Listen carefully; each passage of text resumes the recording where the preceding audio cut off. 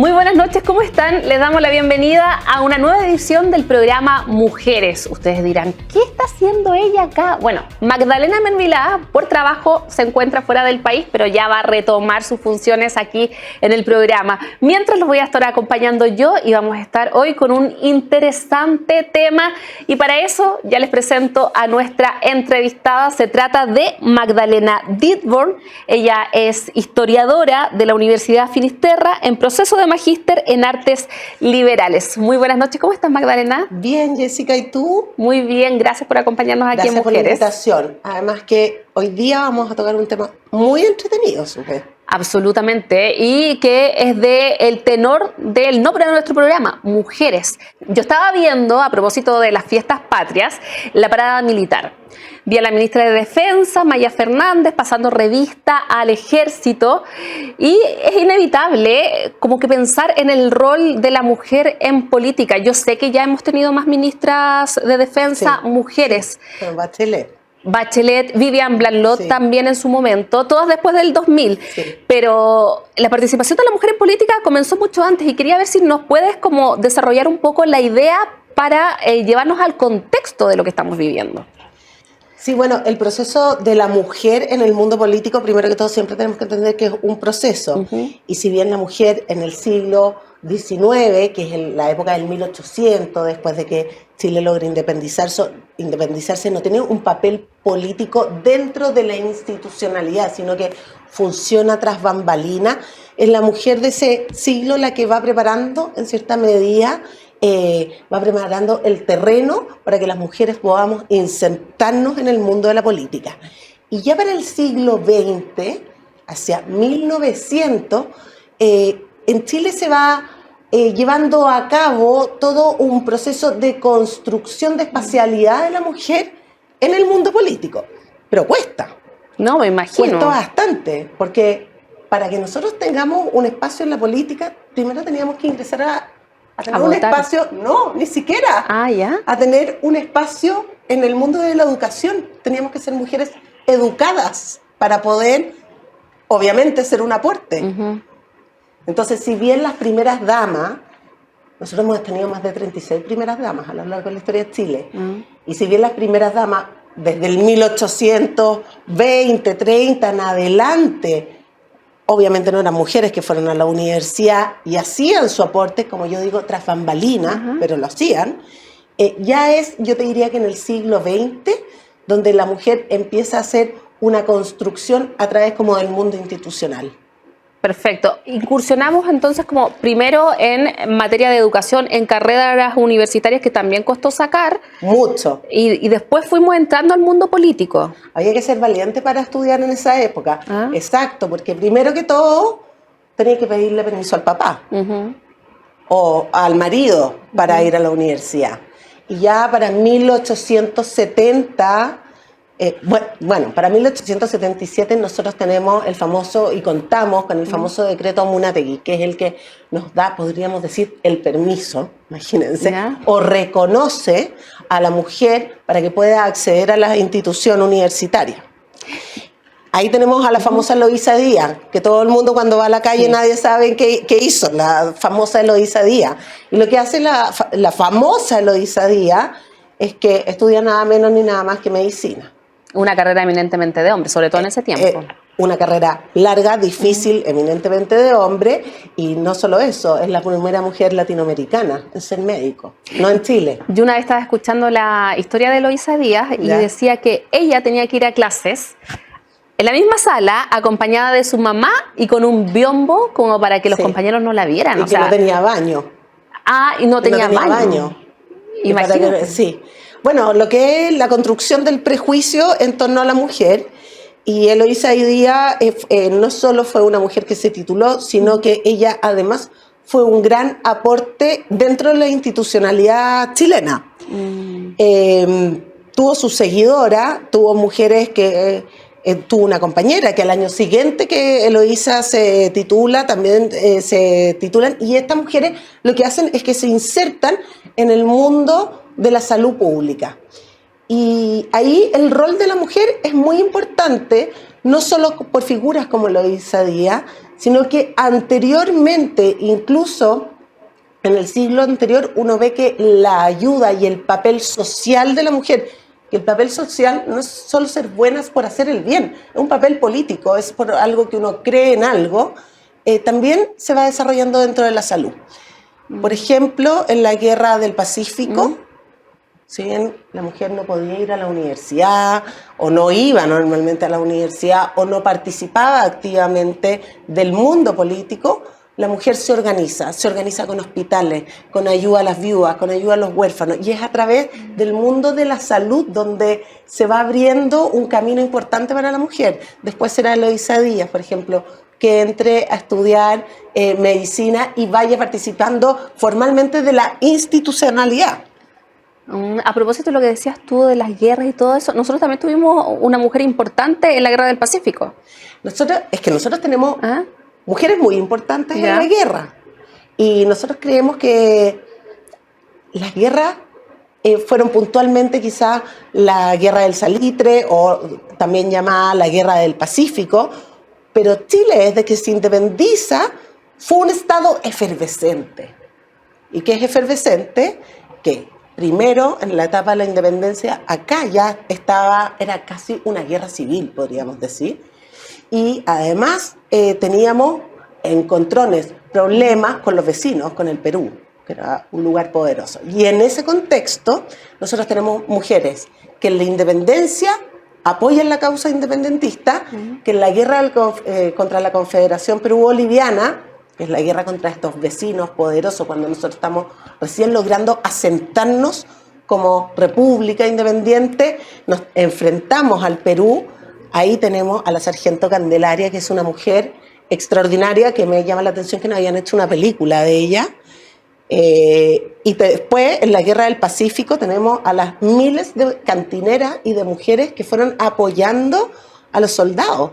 Algunas por amor, algunas porque no les quedaba otra, a las mujeres más pobres, que seguir al marido o seguir a los hijos para cuidar de ellos en la guerra.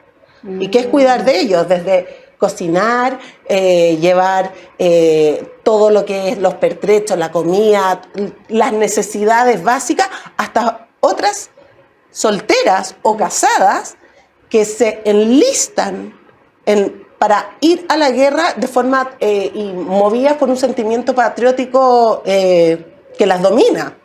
Y ahí la sargento Candelaria es una mujer maravillosa, una mujer humilde, que no había tenido acceso a educación. Te estoy hablando de la época del 1830, 40, contra la Guerra de la Confederación, y que ella había trabajado con unos holandeses como a cargo del servicio doméstico. Y estos holandeses habían ido al Callao, que era un puerto muy importante en el Perú, y ella está viviendo en el Callao cuando Chile le declara la guerra al Perú. ¿Qué le pasa a ella? Ella era una mujer así como somos las chilenas, que las pispaba rápido, entretenía, que sabía, que además, a pesar de que no había tenido instrucción, sí había logrado independizarse y tenía como una especie de fonda, cocinería, que se llamaba la Fonda de las Chilenas. Y ella, cuando estalla la guerra, lo primero que hacen los peruanos, por supuesto, es ir a esta fonda donde se reunían los chilenos, le cierran la fonda con todo lo que le había costado independizarse y la toman presa. Ser mujer en tiempos de guerra siempre es difícil. Ser mujer en tiempos de guerra en el extranjero aún más. Las mujeres estamos quizás aún más expuestas que los hombres en tiempos violentos, podríamos decir. Ella se va presa, después la liberan, y cuando llegan los primeros destacamentos, los primeros batallones chilenos al Perú, ella lo primero que hace es ir a presentarse al servicio de los batallones chilenos. Y les dice: estoy a la orden para hacer lo que ustedes necesiten. O sea, deben haber quedado descolocados. Claro, al principio los hombres incluso se ríen. Ella les dice: vengo como cantinera, que era como una figura entre popular, tradicional y que se usaba en la guerra. Las mujeres, como te digo, iban a la guerra. Iban las mujeres argentinas, iban las mujeres bolivianas, iban las mujeres peruanas, siempre de apoyo y asistencia. La sargento Candelaria llega aún más allá y se gana la confianza de Ramón Freire, nada menos ni nada más, funciona como espía, lleva correo. Esto lo hacen mucho las mujeres. En distintos periodos de nuestra historia, en tiempos efervescentes, como digo yo, las mujeres siempre funcionan para establecer esas redes casi de espía, esas redes silenciosas de organización en tiempo necesario. Y la sargento Candelaria funciona como correo entre espías, lleva información de un lado a otro porque conoció al Callao. Si ella vivía allá, se mueve como pez en el agua hasta que la pillan de nuevo y la meten presa. Imagínate lo que es que te metan presa en una época en que no existe una ONU, que no existen los derechos humanos, que la mujer no gozaba de, podríamos decir, de la seguridad hasta cierto punto con la que gozamos hoy día. Difícil. Más que difícil. Sí. Magdalena, y para pasar un poco a la actualidad también, ¿cuándo la mujer en Chile comenzó a tomar un rol relevante en la política? Mira, la mujer logra el voto femenino entre la década del 30 al 50, son décadas muy importantes con respecto al voto. Yeah. Por un lado, nosotros tenemos en la década del 30 nuestro primer voto municipal para 1932. Sin embargo, esto significa no solo que podemos votar para elecciones municipales, sino que podemos presentarnos a cargos municipales. Yo te diría que es quizás ahí, si bien este es un proceso mucho más largo, yo te diría que es quizás ahí donde a través de la institucionalidad, por primera vez el Estado abre, considera, expande esta casa para que las mujeres también tengamos una cabida importante ahí adentro. Es recién ahí. Normalmente uno se queda en la retina con que el voto municipal es como el primer voto de la mujer, pero lo importante es que podemos optar a cargos municipales, entrar a los municipios, sin ir más lejos. Mira el liderazgo hoy día de las mujeres en los municipios. Sí, hay muchas alcaldesas. Muchísimas alcaldesas. Sí. Eso se debe a esto. Y después tenemos para 1949 el voto abierto a la mujer para las elecciones presidenciales. Y es ahí ya cuando nosotros comenzamos a tener una participación aún más importante.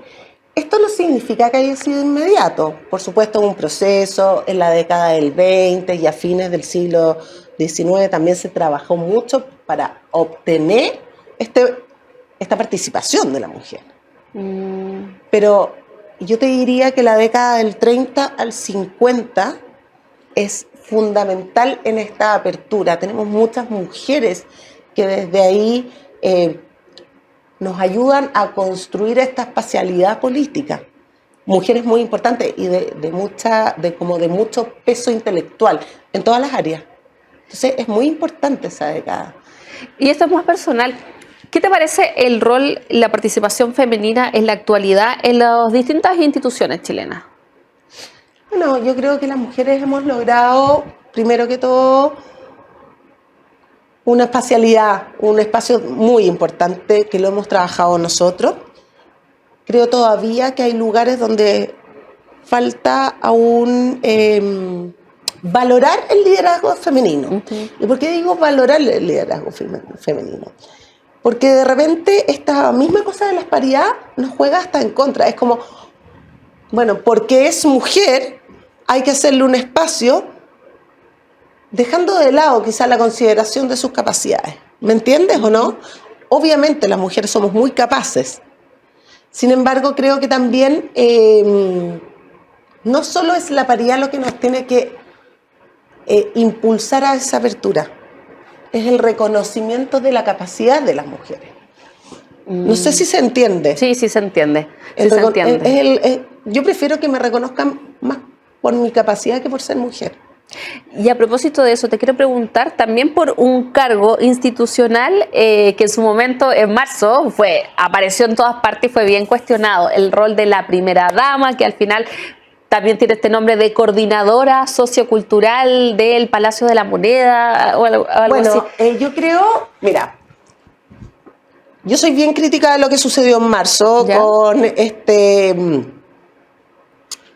nuevo modelo que era, ¿cómo se llamaba en un principio? Se llamaba Tuvimos hasta el gabinete Irina Caramanos. personalista, claro. Bueno, yo creo que es, por un lado, una falta de visión histórica, falta de saber qué pasó atrás. Cuando uno revisa la historia de las primeras damas, claro, las primeras damas, muchos pueden decir, eran casi un acompañamiento para hermosear la figura del presidente. Y sí, en muchos casos así lo era. ¿Por qué? Porque no estaban dadas las condiciones históricas para que la mujer se desarrollara más. Sin embargo, si tú miras con detención la historia, tenemos mujeres tremendamente aguerridas. Sin ir más lejos, la misma Mercedes Fontecilla, que acompaña incluso en el exilio a José Miguel Carrera. Y ella es considerada, podríamos decir, la primera dama. Que a los 15 años tiene que partir al exilio y, es más, tiene a sus 5 hijos en el exilio, a uno de ellos en el desierto argentino, sin ayuda. ¿Por qué te hago esta como mirada histórica? Porque si doña Irina Caramanos hubiera tenido un poco de conciencia histórica, tú lo que haces al asumir ese cargo es sentir el orgullo del camino construido por miles de mujeres para que hoy día lleguemos a donde estamos. ¿Y hay que reformarlo como se planteó en algún momento? ¿Actualizarlo? Mira, la verdad es que si tú tomas la historia del desarrollo de la primera dama, sobre todo desde 1950 en adelante, la primera dama lo que hace, que al principio, como te decía, es una figura más bien de acompañamiento y que desarrolla un rol social, desde 1950 sobre todo, yo te diría que con la figura de doña Mitty Markman va marcando el paso político. La mujer, la primera dama va opinando de política. Se va atreviendo a decirle al presidente, a guiar al presidente y a guiar a distintas asociaciones políticas chilenas. En paralelo, tiene una serie de funciones sociales con los niños, con el adulto mayor. Luego se va abriendo a funciones culturales, que eso ya se hace dentro de la década del 2000. Nosotros tenemos, o sea, sin ir más lejos, creo que es doña Leonora Oyarzún, la señora del presidente Elwin, la que implementa todo un departamento de reconocimiento de nuestras propias culturas raíces y hoy día todo lo que tenemos, por ejemplo, de reconocimiento de artesanía, de denominación de origen, nace de ahí. Entonces, el mundo de la primera dama ha ido abarcando una institucionalidad importante y ha ido creciendo cada vez más. En Bachelet también se expande a través de un nuevo departamento que es el de Cultura. Luisa Durán, esposa de Ricardo Lagos Escobar, también jugó un rol relevante. Es que todas las mujeres en el fondo del siglo XXI en adelante han ido expandiendo el papel de la primera dama cada vez más.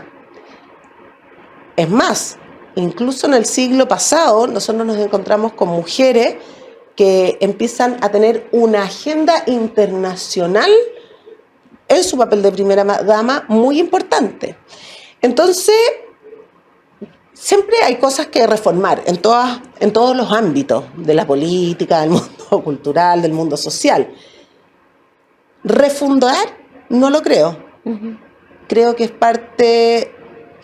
de una ignorancia supina no saber reconocer el historial de las miles de mujeres que han construido el camino para eso. Creo que es borrar de un plumazo el trabajo de miles de mujeres.